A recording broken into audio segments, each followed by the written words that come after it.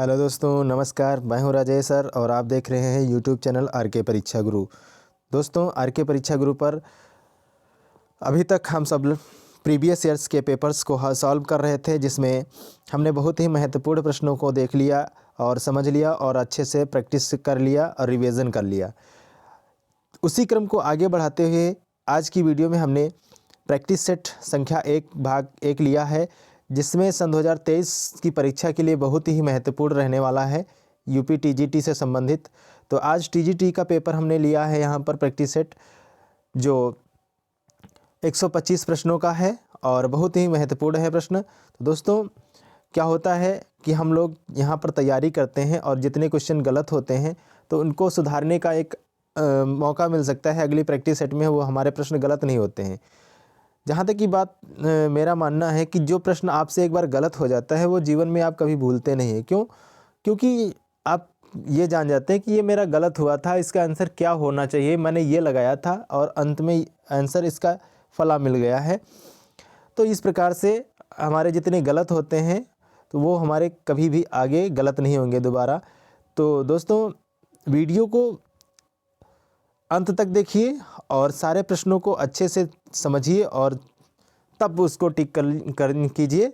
और जितने भी प्रश्न आपके सही होते हैं वो हमारे कमेंट बॉक्स में आप टाइप करके बताएं कि हमारे प्रश्न इतने सही हुए हैं। और अच्छा लगता है और एक तैयारी करने का एक जो जज्बा होता है वो भी आंकने को मिलता है। चलिए दोस्तों, शुरुआत करते हैं हम आज की वीडियो का। पहला प्रश्न,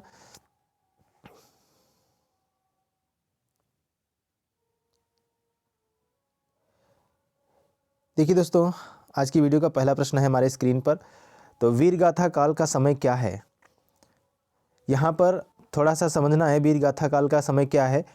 तो वैसे विकल्प नंबर हमारा सी सही हो जाता है, संवत 1050 से 1375। यहाँ पर दोस्तों पहले ही दिया हुआ है सन दिया हुआ है 1050 से 1375।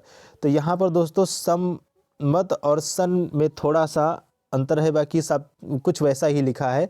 तो यहाँ पर जल्दबाजी में मिस्टेक हो जाती है, इसलिए मैंने अभी बताया वीडियो में अपनी कि आप लोग जब भी प्रश्न पढ़ें तो उसको क्या है, प्रश्न को अच्छे से पढ़ें और सारे विकल्प को भी अच्छे से देखना है। ये नहीं कि हमने प्रश्न को तो चलो अच्छे से पढ़ लिया लेकिन विकल्प को नहीं देखना है, हमने देखा अरे यही यार है, यही है, बस सही है। तो ये हम ऐसी गलती हमारे लिए नुकसानदेह हो जाती है और बाद में हमें पछताने के अलावा और कुछ मौका नहीं मिलता है। ठीक है दोस्तों, चलिए आगे देखते हैं। तो प्रश्न पहले का सी सही हो जाता है। अगला देखते हैं, निम्नलिखित में से एक विधा हिंदी गद्य की विधा नहीं है। तो वो कौन सी हिंदी गद्य की विधा नहीं है, देखते हैं। प्रश्न नंबर 2 का विकल्प नंबर डी सही जाता है, अंत्याक्षरी जो है हिंदी गद्य की विधा नहीं है। अगला है प्रश्न नंबर 3 है, नहीं पराग नहीं मधुर मधु नहीं विकास इह काल, अली कली में ही बिंधो आगे कौन हवाल। दोस्तों दूसरी पंक्ति नहीं दी है लेकिन मैंने बता दिया है, कोई बात नहीं, दिक्कत नहीं। तो ये प्रस्तुत काव्य पंक्ति किसकी है ये पूछा गया है। तो ये काव्य पंक्ति के रचयिता जो हैं बिहारी लाल हैं। तो 3 का सी सही हो जाता है। प्रश्न नंबर 4 है, प्रत्यय जोड़े जाते हैं, प्रत्यय कहाँ जोड़े जाते हैं? शब्द के पीछे जोड़े जाते हैं। प्रश्न नंबर 4 का बी सही हो जाता है। अगला है प्रश्न नंबर 5 है, निम्नलिखित रचनाओं में से एक रचना मलिक मोहम्मद जायसी की है, ये चिन्हित कीजिए। मलिक मोहम्मद जायसी की कौन सी रचना है, ये चिन्हित करना है। तो अखरावट है, अखरावट है, पद्मावती है, पद्मावती समय नहीं है यहाँ पर, पद्मावती है। तो 5 का विकल्प नंबर हमारा बी सही जाता है। अगला है प्रश्न नंबर 6 है। यहाँ पर दोस्तों प्रश्न नंबर 6 में सूची 1 को सूची 2 से मिलान करना है और कूट के माध्यम से प्रश्नों को जवाब देना है। तो यहाँ पर एक तरफ रस लिखे हुए हैं, एक तरफ उनके जो है स्थायी भाव लिखे हुए हैं। तो इसको देखते हैं, चलिए मिलान कर लेते हैं। पहले हास्य रस का स्थायी भाव क्या होता है? हास्य होता है। और करुण रस का क्या होता है? शोक होता है। शांत रस का निर्वेद होता है और श्रृंगार रस का रति होता है। देखते हैं दोस्तों, एक का जो घा के साथ जाएगा और दो का गा के साथ जाएगा, तो मिलान कर लेते हैं। एक का घास के साथ, दो का गा के साथ और तीसरे का खा के साथ, चौथे का का के साथ। इस प्रकार से विकल्प नंबर हमारा सी सही हो जाता है। अगला है प्रश्न नंबर 7 है, संतन कहाँ सीकरी सो काम, आवत जात पनहिया टूटी बिसर गयो हरि नाम। यह प्रश्न प्रस्तुत पंक्ति किसकी है, किसने कहा था, ये पूछा गया है। तो यह प्रश्न 7 का विकल्प नंबर सी सही हो जाता है, कुंभन दास। यहाँ पर मित्रों कुंभन दास नहीं, नंद दास होना चाहिए था, नंद दास जी ने कहा था। तो यहाँ पर ये मिस्टेक है, यहाँ पर मिस्टेक है। तो सी में कौन सा हो जाएगा, नंद दास हो जाएगा, नंद दास। ठीक है दोस्तों, यहाँ पर नंद दास हो जाएगा, कुंभन दास नहीं, नंद दास हो जाएगा। चलिए अगला देखते हैं।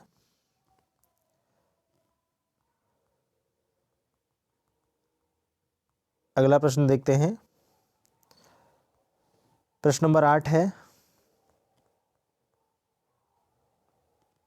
हिंदी दिवस है। तो हिंदी दिवस है कब मनाया जाता है, यानी हिंदी दिवस है लिखा हुआ यानी कब मनाया जाता है, ऐसे भी पूछ सकता है, हिंदी दिवस कब मनाया जाता है। तो प्रश्न नंबर 8 का विकल्प नंबर डी सही हो जाता है, 14 सितंबर। जैसे कि 14 सितंबर राष्ट्रीय हिंदी दिवस मनाया जाता है और विश्व हिंदी दिवस 10 जनवरी को यानी कल मनाया गया था, 10 जनवरी यानी परसों मनाया गया था, जब 10 जनवरी को। ठीक है दोस्तों, 10 जनवरी को विश्व हिंदी दिवस मनाया गया था। चलिए अगला है, रस सूत्र के प्रणेता कौन है। तो रस सूत्र के प्रणेता जो है आचार्य भरत मुनि है, 9 का विकल्प नंबर सी सही हो जाता है। प्रश्न नंबर 10 है, जो व्यक्ति कम से कम खर्च करे उसके लिए एक शब्द क्या होगा। तो उसके लिए एक शब्द क्या होगा दोस्तों, उसके लिए एक शब्द मितव्ययी हो जाएगा। तो 10 का विकल्प नंबर बी सही हो जाता है। प्रश्न नंबर 11 है, उसने कहा था इस कहानी के रचनाकार कौन है। तो 11 का विकल्प नंबर बी सही हो जाता है, चंद्रधर शर्मा गुलेरी। प्रश्न नंबर 12 है, राजा भोज का सपना के लेखक कौन है। तो राजा भोज का सपना के लेखक जो हैं तो वो राजा शिव प्रसाद सितारे हिंद हैं। प्रश्न नंबर 12 का विकल्प नंबर सी सही हो जाता है, राजा शिव प्रसाद सितारे हिंद। प्रश्न नंबर 13 है, काव्य की शोभा बढ़ाने वाले धर्मों को क्या कहते हैं। तो अलंकार कहते हैं, 13 का विकल्प नंबर बी सही हो जाता है। प्रश्न नंबर 14 है, कारक चिन्हों का प्रयोग होता है। तो कारक चिन्हों का प्रयोग कहाँ पर होता है। तो 14 का विकल्प नंबर बी सही होता है, वाक्य संरचना में कारक चिन्हों का प्रयोग होता है। प्रश्न नंबर 15 है, 2 या 2 से अधिक शब्द मिलकर किसी नवीन शब्द की रचना करते हैं तो इस क्रिया को कहा जाता है। तो इस क्रिया को क्या कहा जाता है। तो 15 का विकल्प नंबर सी जाता है, समास, समास कहा जाता है, विकल्प नंबर बी सही हो जाता है। प्रश्न नंबर 16 है, बाबू देवकीनंदन खत्री का उपन्यास चंद्रकांता संतति है। तो एक कैसा है, एक तिलस्मी उपन्यास है, 16 का डी एक तिलस्मी उपन्यास है। प्रश्न नंबर यहाँ पर 17 है, शेखर एक जीवनी उपन्यास के रचनाकार हैं। तो अज्ञेय हैं, 17 का सी सही हो जाता है। अगला है प्रश्न नंबर 18 है, प्रश्न नंबर 18 है, निम्नलिखित में एक रचना कवि निराला की नहीं है। तो कवि निराला की रचना नहीं है, कौन सा है, कौन सी नहीं है। तो 18 का विकल्प नंबर डी सही होता है, पल्लव, पल्लव निराला की नहीं है। अगला है प्रश्न नंबर 19 है, उद्धव शतक है उद्धव शतक किस प्रकार की रचना है, ये पूछा गया है। तो प्रश्न नंबर 19 का विकल्प नंबर डी सही होता है, मुक्तक काव्य है उद्धव शतक। प्रश्न नंबर 20 है, निम्नलिखित में से एक संधि का प्रकार नहीं है। तो एक संधि का प्रकार कौन सा नहीं है ये पूछा गया है, तो 20 का विकल्प नंबर सही हो जाता है। अस्थिर अस्थि संधि ये नहीं है, अस्थि संधि कुछ कोई नहीं होती है। अगला है प्रश्न नंबर 21 है, निम्नलिखित में से कौन सा कथन सत्य नहीं है, तो निम्नलिखित में से कौन सा कथन सत्य नहीं है। 21 का विकल्प नंबर 20 सही हो जाता है। उद्धव शतक की गोपियाँ ज्ञानी हैं, ये सही नहीं है। प्रश्न नंबर 22 है, हिंदी साहित्य के पहले युग का सर्वाधिक समर्थक नाम है, तो हिंदी साहित्य के पहले युग का सर्वाधिक समर्थक नाम क्या है ये पूछा गया है। तो 22 का विकल्प नंबर हमारा डी सही जाता है, वीरगाथा काल। वीरगाथा काल दोस्तों किसने कहा है, तो रामचंद्र शुक्ल ने कहा है। चारण काल जॉर्ज ग्रियर्सन ने और डॉक्टर रामकुमार वर्मा ने कहा है। आदिकाल को आदिकाल जो है हजारी प्रसाद द्विवेदी ने कहा है, और सिद्ध सीमांत काल को राहुल शंकरत्याल ने कहा है आदिकाल का नाम। ठीक है दोस्तों, चलिए अगला है प्रश्न नंबर 23 है, वाक्य में किसी शब्द की स्थिति को बोध कराने वाले चिन्हों को कहते हैं, तो वाक्य में किसी शब्द की स्थिति का बोध कराने वाले चिन्हों को क्या कहते हैं, तो 23 का विकल्प नंबर हमारा 20 हो जाता है, कारक चिन्ह कहते हैं। प्रश्न नंबर 24 है, जो शब्द क्रिया की विशेषता बताता है उसे कहते हैं, जो शब्द क्रिया की विशेषता बताता है उसके लिए एक शब्द उसको क्या कहते हैं, तो क्रिया विशेषण कहेंगे। सिंपल सी बात है, बी सही हो जाता है 24 का। प्रश्न नंबर 25 है, हिंदी के प्रगतिवादी युग का प्रारंभ होता है, तो हिंदी के प्रगतिवादी युग का प्रारंभ कब से होता है, तो 25 का विकल्प नंबर सी सही होता है, 1936 से 43 या 47 तक होता है। अगला है प्रश्न नंबर 26 है, अंग्रेजी साहित्य में अभिव्यंजनावाद के प्रवर्तक हैं, अभिव्यंजनावाद के प्रवर्तक कौन है, तो 26 का विकल्प नंबर हमारा 20 सही होता है, क्रोचे। ये पाश्चात्य दार्शनिक हैं, पाश्चात्य काव्यशास्त्री हैं क्रोचे, सारे इसमें पाश्चात्य काव्यशास्त्री हैं। प्रश्न नंबर 27 है, विष का घूंट पीना मुहावरे का अर्थ क्या होगा, तो विष का घूंट पीना मुहावरे का अर्थ क्या हो जाएगा यहाँ पर, तो 27 का विकल्प नंबर हमारा सी सही हो जाता है, क्रोध नियंत्रित करना, क्रोध नियंत्रित करना यानी विष का घूंट पी लेना। प्रश्न नंबर 28 है, राम शब्द का षष्ठी विभक्ति का एक वचन का रूप होगा, तो राम शब्द का षष्ठी विभक्ति का एक वचन का रूप क्या होगा, क्षमा कीजिएगा दोस्तों, राम शब्द का षष्ठी विभक्ति एक वचन के रूप में क्या पूर्ण बनेगा, तो रामस्य बनेगा, रामस्य रामयोः रामेशो रामाणाम बनेगा, रामस्य रामयो रामाणाम, तो षष्ठी का एक वचन पूछा गया है तो रामस्य बनेगा। अगला है प्रश्न नंबर 29 है,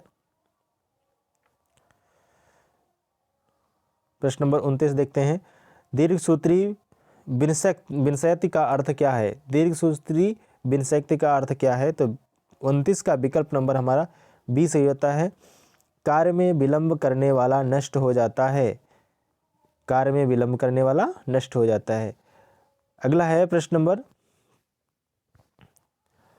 30 है, श्वानों को मिलता दूध वस्त्र भूखे बालक अकुलाते हैं, माँ की हड्डी से चिपक ठिठुर जाड़े की रात बिताते हैं, ये पंक्तियाँ किस कवि की हैं ये पूछा गया है, तो ये दोस्तों पूछा गया है विकल्प नंबर 30 का प्रश्न नंबर 30 का विकल्प नंबर सी सही हो जाता है, रामधारी सिंह दिनकर की हैं। अगला है प्रश्न नंबर 31, पुष्प की अभिलाषा कविता के कवि हैं, तो पुष्प की अभिलाषा कविता के कवि कौन है, तो माखनलाल चतुर्वेदी। 31 का विकल्प नंबर सी सही हो जाता है, माखनलाल चतुर्वेदी।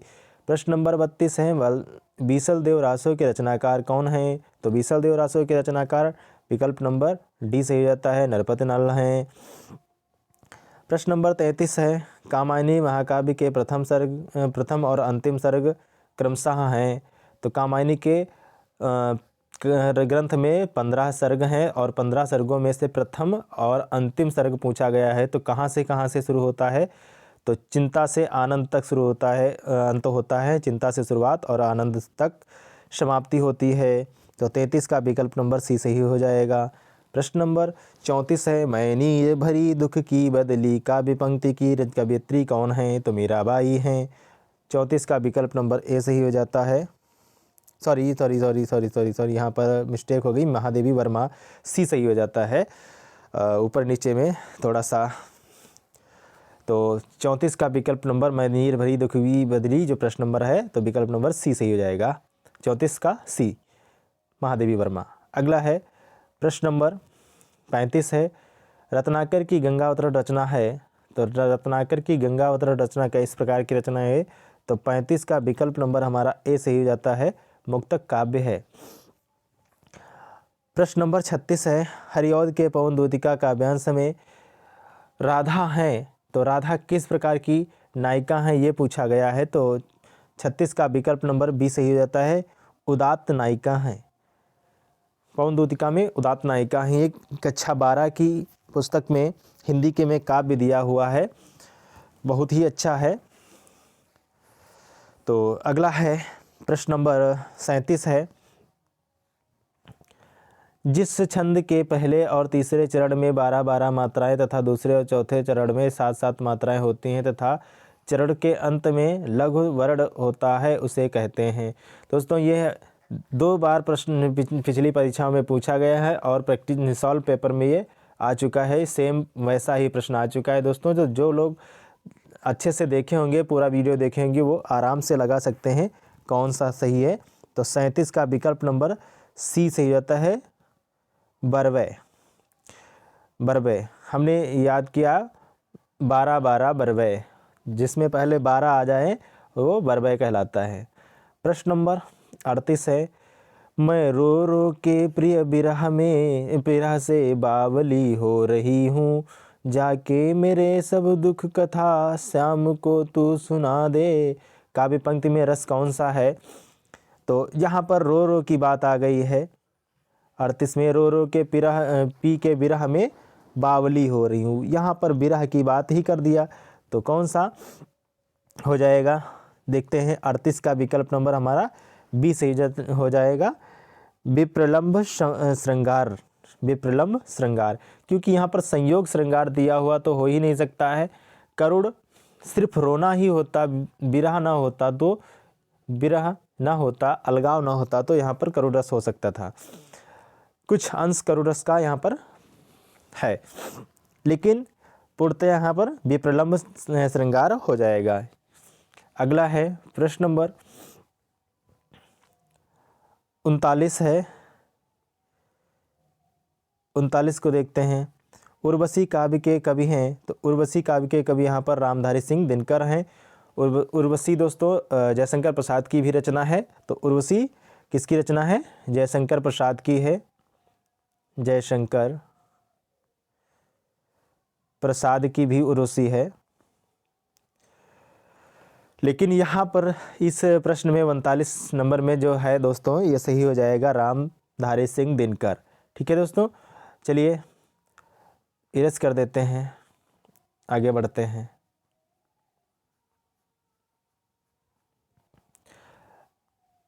अगला है 40 नंबर का, निम्नलिखित में से कौन सा शब्द विदेशी भाषा का है जो अब हिंदी में आत्मसात कर लिया गया है? कौन सा शब्द है जो विदेशी भाषा का है लेकिन अब इसको हिंदी में रख लिया गया है, सम्मिलित कर लिया गया है? कौन सा शब्द है? तो 40 का विकल्प नंबर सी सही होता है, शराब। प्रश्न नंबर 41 है, निम्नलिखित में से एक हिंदी की बोली है, एक हिंदी की बोली कौन सी है? तो कन्नौजी हिंदी की बोली है। प्रश्न नंबर बी सही हो जाता है। प्रश्न नंबर 41 का विकल्प नंबर बी सही हो जाता है। प्रश्न नंबर 42 है, सुदामा चरित के लेखक हैं, तो सुदामा चरित के लेखक कौन है? तो 42 का विकल्प नंबर सही हो जाता है, नरोत्तम दास, बी सही हो जाएगा, 42 का बी। प्रश्न नंबर 43 है, मेरी जीवन यात्रा आत्मकथा है, that is very most important प्रश्न है दोस्तों, वेरी मोस्ट इम्पॉर्टेंट है। मेरी जीवन यात्रा किसकी कृति है? तो 43 का विकल्प नंबर सही हो जाता है सी, राहुल सांकृत्यायन। प्रश्न नंबर 44 है, काव्य गुणों की संख्या है, तो काव्य गुणों की संख्या कितनी है? 44 के विकल्प नंबर डी सही हो जाता है 10। प्रश्न नंबर 45 है, निम्नलिखित रचनाओं में से सूरदास की एक रचना नहीं है। तो सूरदास की एक रचना कौन सी नहीं है? तो रस गंगाधर नहीं है, बाकी सब हैं। प्रश्न नंबर 46 है, चरण कमल बंधु हरिराई उक्ति पंक्ति में कौन सा अलंकार है? तो बहुत आसान सा अलंकार है दोस्तों, पूछा गया है। तो 46 का विकल्प नंबर सी सही होता है, रूपक अलंकार। प्रश्न नंबर 47 है, सूची 1 को सूची 2 से सुमेलित कीजिए और नीचे दिए गए कूटों के माध्यम से विकल्प का चयन करें, सही उत्तर छांटना है। तो दोस्तों देखते हैं, एक तरफ है सूची 1 में दिया गया है रचनाकार और सूची 2 में दिया गया है रचनाओं के नाम। तो देखते हैं दोस्तों कौन सा सही हो जाता है। तो मैथिली शरण गुप्त की कौन सी रचना होगी? तो मैथिली शरण गुप्त की भारत भारती पहला आ जाएगा। यहाँ पर घा के साथ रामधारी सिंह दिनकर कुरुक्षेत्र, ग के साथ और अयोध्या सिंह उपाध्याय रसकलश, खा के साथ अज्ञे नदी के द्वीप। देखते हैं कौन सा सही हो जाता है। तो पहले का घा यानी एक का घा और 2 का ग और तीसरे का ख, चौथे का का। तो इस प्रकार से विकल्प नंबर हमारा सही हो जाता है पहला ही विकल्प नंबर हमारा सही जाता है। प्रश्न नंबर अगला है 48 है, भारतवर्षोन्नति कैसे हो सकती है? यह निबंध भारतेंदु युग ने लिखा था। कब लिखा था? इसका प्रकाशन इसका लेखन काल पूछा गया है। तो 48 का विकल्प नंबर हमारा सही जाता है ए, सन 1884 1884 में। प्रश्न नंबर 49 है, निम्नलिखित में से एक रचना महावीर प्रसाद द्विवेदी जी की नहीं है दोस्तों, ये पूछा गया नहीं है। तो देखते कौन सी नहीं है। 49 का विकल्प नंबर हमारा सही हो जाता है डी, अतीत के चलचित्र महादेवी वर्मा की है और महावीर प्रसाद द्विवेदी की नहीं है। किसकी है? तो महादेवी वर्मा की है, महादेवी वर्मा की। अगला है प्रश्न नंबर 50 है, महाकवि माघ का प्रभात वर्णन निबंध के लेखक ने चंद्रमा की क्रियाओं के वर्णन में किस अलंकार का प्रयोग किया है? तो 50 का विकल्प नंबर हमारा सही हो जाता है डी, मानवीय अलंकार का वर्णन किया है। प्रश्न नंबर 51 है, श्याम सुंदर दास के निबंध की प्रमुख 2 शैलियां हैं। तो श्याम सुंदर दास के निबंधों की प्रमुख 2 शैलियां कौन सी हैं? तो प्रश्न नंबर 51 का विकल्प नंबर हमारा सही जाता है डी, विचारात्मक गवेषणात्मक शैलियां हैं। प्रश्न नंबर 52 है, निम्नलिखित में से इनमें से एक प्रगतिवादी आलोचक हैं। तो प्रगतिवादी आलोचक कौन से हैं? तो 52 का विकल्प नंबर हमारा सी सही हो जाता है, डॉक्टर रामविलास शर्मा। अगला है प्रश्न नंबर 53 है, मेरी असफलताएं आत्मकथा है। तो किसकी है मेरी असफलताएं आत्मकथा, किस लेखक की है? तो 53 का विकल्प नंबर हमारा सही हो जाता है सी, बाबू गुलाब राय। आसान सा प्रश्न है दोस्तों। अगला है विकल्प प्रश्न नंबर 54 है, इनमें से एक व्यक्ति छायावाद का सर्वाधिक सशक्त आलोचक है। तो छायावाद का सर्वाधिक सशक्त आलोचक कौन सा है? सारे विकल्प को हम देख लेते हैं। तो इसमें 54 का विकल्प नंबर हमारा सही जाता है सी, डॉक्टर नंद दुलारे वाजपेयी छायावाद के सशक्त आलोचक हैं। प्रश्न नंबर 55 है, कबहू की कांजी सी करण क्षीर सिंधु बिनसाय, इस पंक्ति में काजी सीकरण का अर्थ क्या होगा? तो काजी सीकरण का अर्थ क्या होता है? प्रश्न नंबर 55 का विकल्प नंबर सही हो जाता है सी, 55 का सी, मट्ठा या छाछ का की बूंदे, मट्ठा या छाछ की बूंदे। अगला है प्रश्न नंबर 56 है, प्रसाद के नाटकों की निम्नलिखित में से एक विशेषता नहीं है। तो कौन सी विशेषता नहीं है? तो 56 का विकल्प नंबर डी सही जाता है, रहस्यात्मक विशेषता नहीं है। अगला है प्रश्न नंबर 57 है, आचार्य शुक्ल ने निबंध संग्रह का नाम है? तो यहाँ पर आचार्य रामचंद्र शुक्ल के निबंध संग्रह का क्या नाम है, ये पूछा गया है। तो 57 का विकल्प नंबर हमारा सही हो जाता है बी, चिंतामणि निबंध संग्रह है। प्रश्न नंबर 58 है, हिंदी नवरत्न के लेखक हैं। तो हिंदी नवरत्न के लेखक कौन है? तो प्रश्न नंबर 58 का विकल्प नंबर सी सही होता है, मिश्र बंधु। प्रश्न नंबर 59 है, निम्नलिखित में से एक विशेषता हजारी प्रसाद द्विवेदी की आलोचना पद्धति में नहीं पाई जाती है। तो कौन सी नहीं पाई जाती है पूछा गया है। तो प्रश्न नंबर 59 का विकल्प नंबर सही हो जाता है डी, कल्पना की विशेषता नहीं पाई जाती है, कल्पना नहीं पाई जाती है।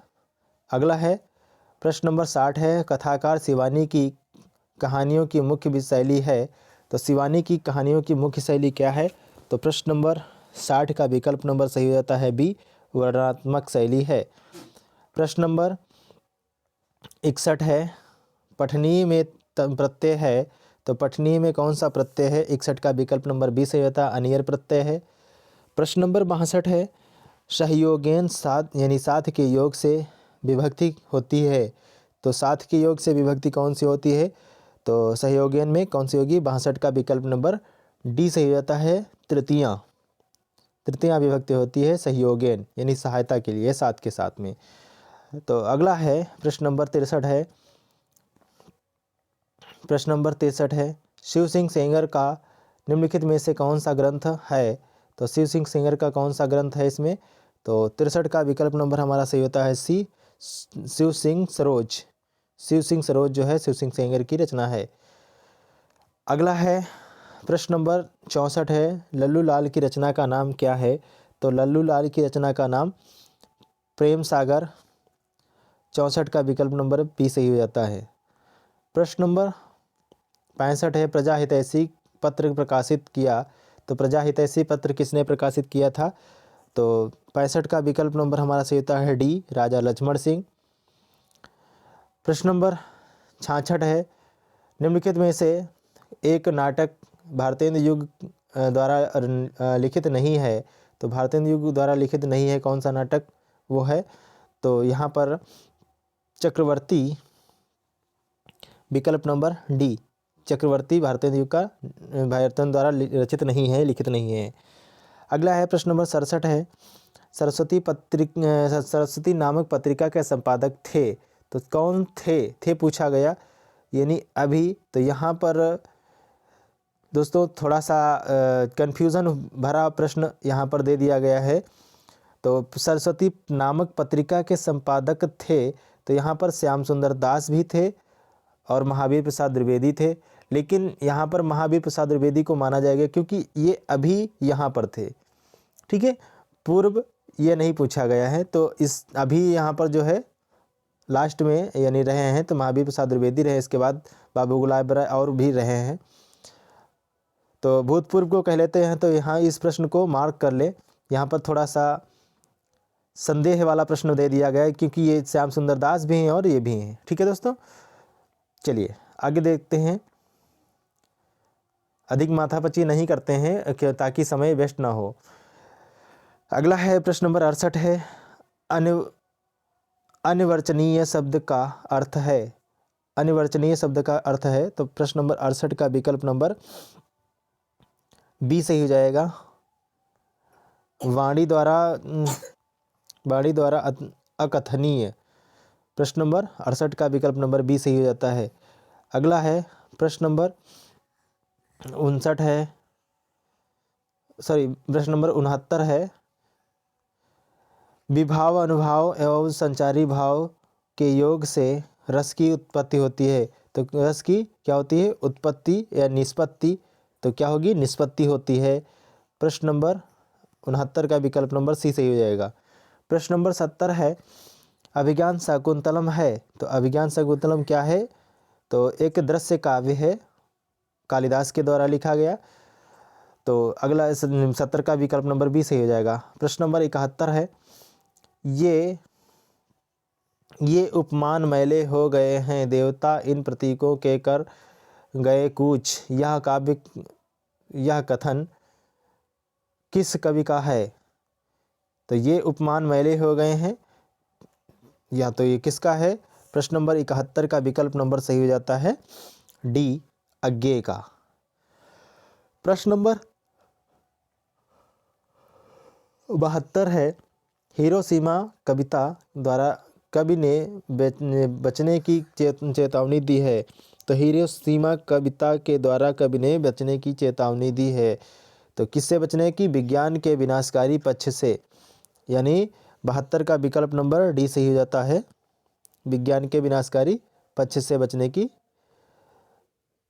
संकेत दिया है।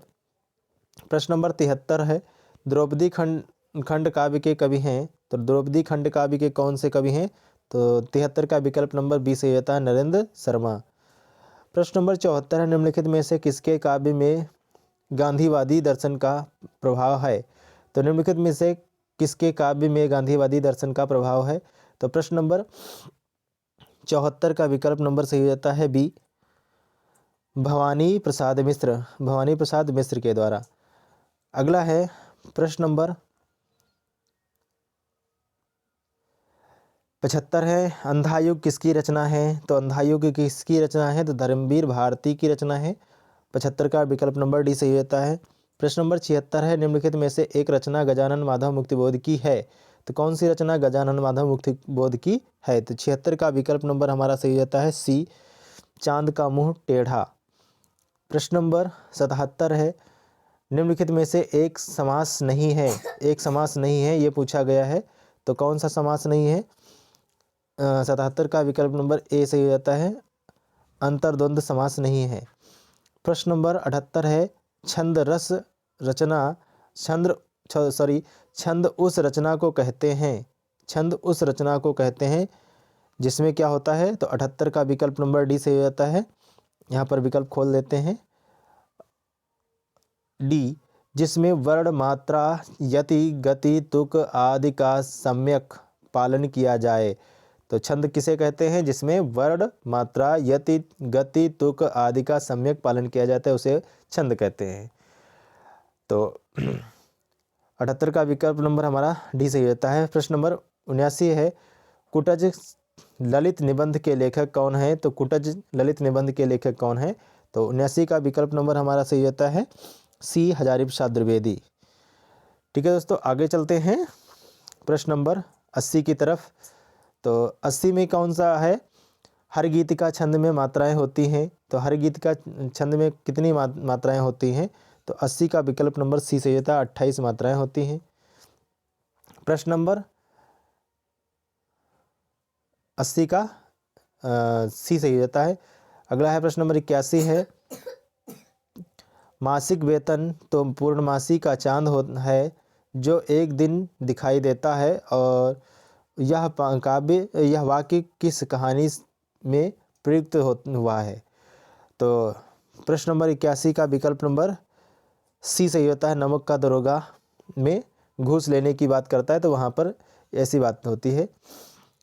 तो कह रहा है कि घूस लो, मासिक वेतन जो है पूर्णमासी का चांद होता है, एक ही दिन में ख़त्म, एक दिन मिलता है और ख़त्म हो जाता है जल्दी से, इस प्रकार से बताया गया। तो नमक का दरोगा बहुत ही अच्छी कहानी है, तो आप लोग इसको पढ़ के देखिएगा। ठीक है दोस्तों, अगला चलते हैं। प्रश्न नंबर 82 है, निम्नलिखित नाटकों में से एक प्रेमचंद द्वारा लिखित नहीं है। तो प्रेमचंद द्वारा लिखित कौन सी नहीं है? तो 82 का विकल्प नंबर हमारा सही होता है डी, मानव नहीं है। प्रश्न नंबर 83 है, प्रगतिवादी आलोचना पद्धति को निम्नलिखित में से एक अन्य नाम से भी जाना जाता है। तो प्रगतिवादी आलोचना पद्धति को निम्नलिखित में से एक अन्य नाम से जाना जाता है, तो वो कौन सा नाम है? 83 का विकल्प नंबर बी सही होता है, प्रगतिवादी आलोचना। 83 का विकल्प नंबर बी सही होता है, प्रगतिवादी आलोचना। प्रश्न नंबर 84 है, नाट्यशास्त्र के रचनाकार हैं। तो नाट्यशास्त्र के रचनाकार कौन से हैं? तो भरत मुनि। 84 का विकल्प नंबर डी सही होता है, भरत मुनि। प्रश्न नंबर 85 है, विनय पत्रिका के रचनाकार हैं। तो तुलसीदास हैं। 85 का विकल्प नंबर सी सही होता है। अगला है प्रश्न नंबर 86 है, हिंदी संत काव्य में हंस का प्रतीकार्थ है। हिंदी संत काव्य में हंस का प्रतीकार्थ है। तो निर्चिर विवेकी पक्षी है, तो यानी 86 का विकल्प नंबर यहाँ पर नीर क्षीर विवेकी नहीं, यहाँ पर आत्मा होना चाहिए, आत्मा, क्योंकि हंस संत काव्य में हंस का प्रतीक जो है आत्मा माना गया है। नीर क्षीर विवेकी तो हंस होता है, लेकिन यहाँ पर आत्मा सही होगा। 86 का बी सही है। प्रश्न नंबर 87 है, कबीर द्वारा सूफियों से संग्रहित है, सूफियों से ग्रहित है, तो कबीर द्वारा सूफियों से ग्रहित है क्या है, तो 87 का विकल्प नंबर सी सही होता है, प्रेम की पीर, प्रेम की पीर। प्रश्न नंबर 88 है, संत काव्य और सूफी काव्य में असमान तत्व है, संत काव्य और सूफी काव्य में असमान तत्व क्या है, तो 88 का विकल्प नंबर बी सही होता है, प्रबंध शैली की असमानता है, प्रबंध शैली की। प्रश्न नंबर 89 है, प्रथम सूफी प्रेमाख्यानक काव्य के रचयिता हैं, प्रश्न नंबर 89 प्रथम सूफी प्रेमाख्यानक काव्य के रचयिता हैं, तो 89 का विकल्प नंबर सी सही होता है, मुल्ला दाऊद। प्रश्न नंबर 90 है, राम भक्त कवि नहीं है, तो राम भक्त कवि कौन से नहीं है, तो 90 का विकल्प नंबर डी, नरोत्तम दास राम भक्त के कवि नहीं है। प्रश्न नंबर 91 है, तुलसीकृत विनय पत्रिका की भाषा है, तो तुलसीकृत विनय पत्रिका की भाषा कौन सी है, तो यहाँ पर 91 का विकल्प नंबर सही होता है ए, ब्रज भाषा है। प्रश्न नंबर 92 है, अष्टछाप कवि नहीं है, अष्टछापी कवि नहीं है, ये पूछा गया है, तो कौन से नहीं है, तो हमने सॉल्व पेपर में हमने बता रखा है, तो कौन से नहीं है आप उसी ट्रिक के माध्यम से बता दीजिए फटाफट। तो चरणदास नहीं है, बाकी सारे हैं, तो 92 का भी सही हो जाता है। प्रश्न नंबर 93 है, रास पंचाध्यायी के रचयिता कौन है, आसान सा प्रश्न है, रास पंचाध्यायी के रचयिता कौन है, तो 93 का विकल्प नंबर सही होता है बी, नंददास रास पंचाध्यायी के रचयिता हैं। प्रश्न नंबर 94 है, रीतिकाल के कवि नहीं है, तो रीतिकाल के कवि कौन से नहीं है ये पूछा गया है, तो गुरु गोविंद सिंह नहीं है। प्रश्न नंबर 94 का विकल्प नंबर रीतिकाल के कवि जो हैं गुरु गोविंद सिंह हैं, इसमें नाथुराम शर्मा शंकर नहीं होना चाहिए, नाथुराम शर्मा शंकर नहीं होना चाहिए, तो 94 का विकल्प नंबर हमारा डी सही हो जाता है, 94। प्रश्न नंबर 95 है, अमी हलाहल मद भरे सेत श्याम रतनार जियत मरत झुक झुक परत जहि चितवत एक बार, तो यह पंक्ति में उपयुक्त दोहे के रचयिता कौन है, तो इसमें रसलीन की पंक्तियां हैं। प्रश्न नंबर 95 का विकल्प नंबर सी सही हो जाता है, रसलीन। अगला है प्रश्न नंबर 96 है, भूषण की कविता का प्रधान स्वर है, भूषण की कविता का प्रधान स्वर कौन सा है, तो 96 का विकल्प नंबर सी सही हो जाता है, प्रशस्ति परक।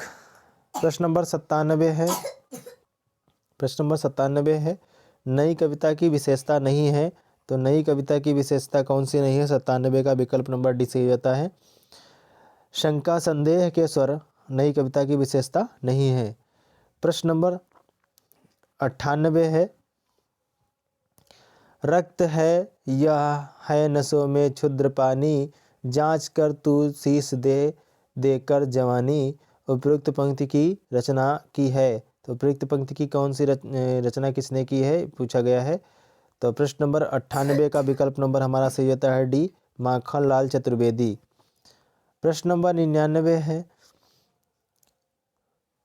यह छुई मुई सा सकुचाना, यह छुई मुई सा सकुचाना किसकी रचना है, तो 99 का विकल्प नंबर सही हो जाता है सी, यह छुई मुई सा सकुचाना भयभीत मृगी सा घबराना, यह नहीं लाज की वेला प्रिय कुंजों में छिपी छिपी छेड़ रहा दोषी जा गलियों का फागुन, उपयुक्त पंक्ति के रचयिता कौन है, तो इसके रचयिता कौन है पूछा गया है, तो 99 का विकल्प नंबर सी से होता है धर्मवीर भारती, धर्मवीर भारती। प्रश्न नंबर 100 है, रामधारी सिंह दिनकर को भारतीय ज्ञानपीठ पुरस्कार प्राप्त हुआ, किस रचना पर प्राप्त हुआ? तो उर्वशी पर प्राप्त हुआ। रामधारी सिंह दिनकर को उर्वशी पर प्राप्त हुआ। प्रश्न नंबर 101 है, 101 है यहाँ पर, खिला हो जो बिजली का फूल, मेघवन बीच गुलाबी रंग, उपयुक्त पंक्तियों में बिजली का फूल पदबंध है, किस प्रकार का है? तो 101 का बी सही होता है, बिंब विधायक है। तो यहाँ पर अगला है प्रश्न नंबर 2, संस्कृत के 4 अध्याय के लेखक का नाम बताइए। तो संस्कृत के 4 अध्याय किसकी है? तो रामधारी सिंह दिनकर की है। 102 का विकल्प नंबर हमारा डी सही हो जाता है, 102 का डी। प्रश्न नंबर 103 है,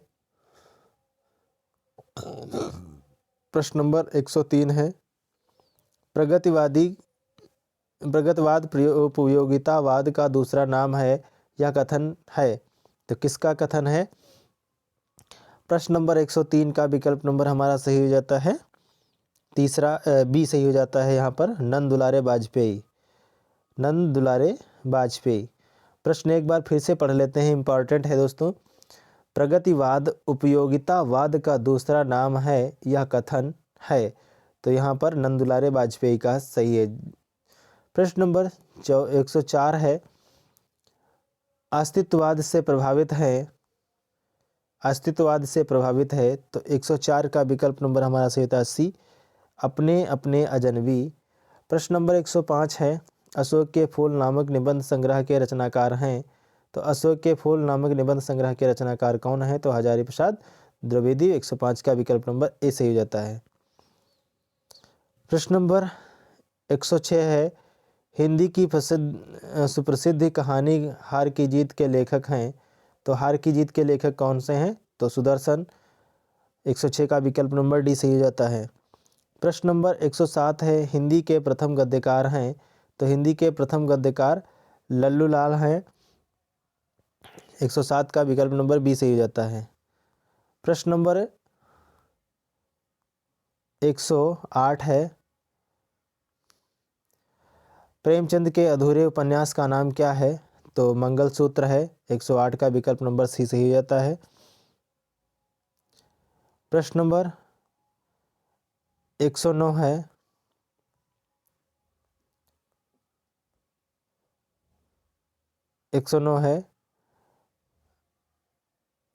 अद्भुत प्रेम और नारी मुक्त का स्वर आचार्य हजारी प्रसाद द्विवेदी के जिस उपन्यास में मुखर है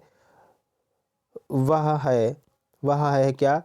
तो 109 का विकल्प नंबर सही होता है डी, बाण भट्ट की आत्मकथा। प्रश्न नंबर 110 है,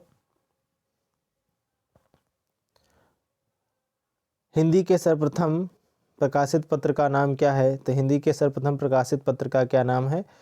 तो यहाँ पर उदंत मार्तंड हो जाएगा, पंडित जुगल किशोर के द्वारा। 10 का विकल्प नंबर सी सही हो जाता है। प्रश्न नंबर 111 है, पोर्ट विलियम कॉलेज की स्थापना की गई थी स्थापित किया गया था। तो पोर्ट विलियम स्थापित कहाँ किया गया था? तो 111 का विकल्प नंबर सी जाएगा, कोलकाता में 1800 ईस्वी में प्रकाशित इसको स्थापित किया गया था। 1800 ईस्वी में कोलकाता। प्रश्न नंबर 112 है, शिव शंभू का चिट्ठा के रचयिता हैं। तो शिव शंभू का चिट्ठा के रचयिता कौन है? तो 12 का विकल्प नंबर सही होता है ए,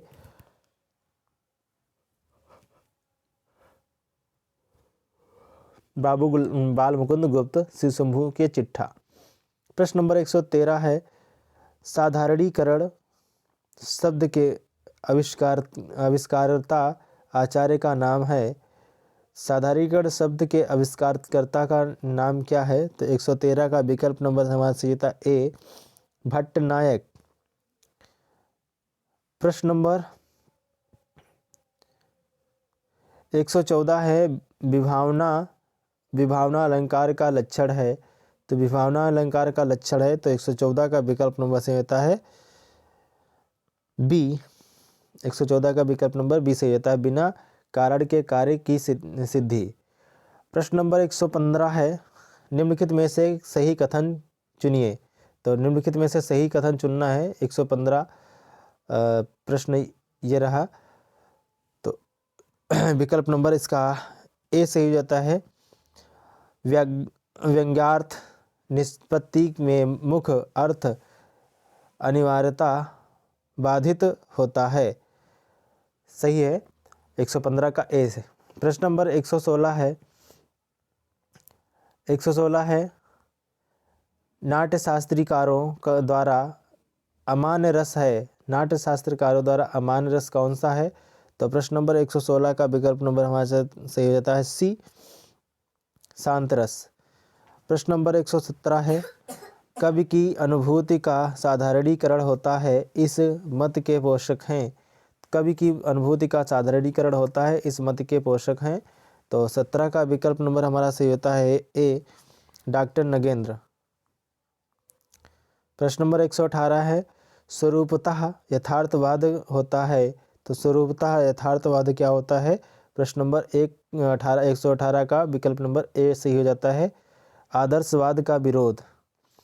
प्रश्न नंबर 119 है, छायावाद के प्रवर्तक का नाम है। तो छायावाद के प्रवर्तक का नाम क्या है? 119 का विकल्प नंबर सही होता है ए, जयशंकर प्रसाद। प्रश्न नंबर 120 है, कलाधर उपनाम से कविता लिखते हैं थे। तो कलाधर उपनाम से कविता कौन लिखता था? तो प्रश्न नंबर 120 का विकल्प नंबर हमारा सही होता है बी, जयशंकर प्रसाद।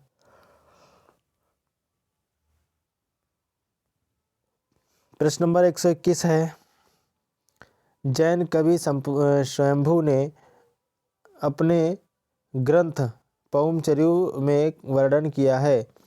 जैन कवि स्वयंभू ने अपने ग्रंथ पौमचर्यु में वर्णन किया है। तो 121 का विकल्प नंबर बी सही जाता है, श्री राम कथा का वर्णन किया है। प्रश्न नंबर 122 है, अपभ्रंश रचना भविष्यत कहा कथा के कवि हैं। तो अपभ्रंश रचना भविष्यत कहा या कथा के रचनाकार कौन है? तो प्रश्न नंबर 122 का विकल्प नंबर सी है, धनपाल। धनपाल सही है। प्रश्न नंबर 123 है, हिंदी भाषा का सर्वप्रथम समाचार पत्र है। तो हिंदी भाषा का सर्वप्रथम समाचार पत्र कौन सा है? उदंत मार्तंड है, उदंत मार्तंड है। 123 का विकल्प नंबर सी सही हो जाता है। प्रश्न नंबर 124 है, दक्षिण भारत में सर्वप्रथम दक्षिणी हिंदी के जो है गण हिदायतनामा के लेखक हैं। तो हिदायतनामा के लेखक कौन है?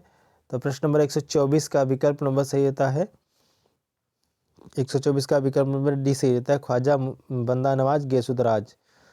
ख्वाजा बंदा नवाज गेसुदराज। प्रश्न नंबर 125 है,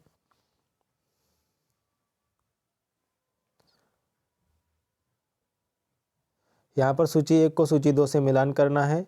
तो एक तरफ भाषाएं, एक तरफ बोलियां हैं। तो देखते हैं मागधी अपभ्रंश किससे है? तो यहाँ पर सारस्वनी अपभ्रंश जो है पश्चिमी हिंदी से पहले लगा लेते हैं। तो जो पता है वो उसको हम लगा लेते हैं। सारस्वनी पश्चिमी हिंदी से है और ब्राचंड जो है सिंधी भाषा से है। तो प्रश्न फिर अर्धमागधी रह जाता है। तो अर्धमागधी जो है बिहारी से है, अर्धमागधी बिहारी से है और मागधी जो है पूर्वी हिंदी से है। तो देख लेते हैं कौन सा विकल्प सही होता है। 1 का घा से और 2 का गा से, 1 का घा से 2 का गा से, 1 का घा से दूसरे का गा से, तो विकल्प नंबर हमारा सही हो जाता है सी। यहाँ पर दोस्तों एक मिनट, तो 125 का विकल्प नंबर हमारा सही होता है सी, तो 125 का सी सही हो जाता है। तो इस प्रकार से दोस्तों हमारे 125 महत्वपूर्ण प्रश्न हो गए हैं यूपी टीजीटी प्रैक्टिस सेट। तो दोस्तों अगर वीडियो अच्छा लगा हो, कुछ प्रश्न आपके समझ में आए हों, कुछ प्रश्न आपको नए मिले हों और आपके प्रश्न कितने सही हैं, तो ये तो आपको कमेंट बॉक्स में अवश्य जवाब देना है, लिखना है। और जो दोस्त हमारे नए वीडियो को देख रहे हैं तो प्लीज़ वीडियो को सब्सक्राइब कर दें और बेल आइकन को प्रेस कर दें, लाइक कर दें और अपने दोस्तों तक शेयर कर दें। और जो मित्र पहले से ही सब्सक्राइब कर रखे हैं तो वो लोग वीडियो को शेयर करें और लाइक करें और हमारा सहयोग करें और तैयारी करें अच्छे से। तो मिलते हैं हम अगली वीडियो में, नेक्स्ट वीडियो में अच्छे से और दूसरे प्रैक्टिस सेट के साथ। तो इस प्रकार से 125 प्रश्नों की महत्वपूर्ण सीरीज लेकर के एक बार फिर से हाजिर होंगे अगले वीडियो में। तब तक के लिए नमस्कार, जय हिंद,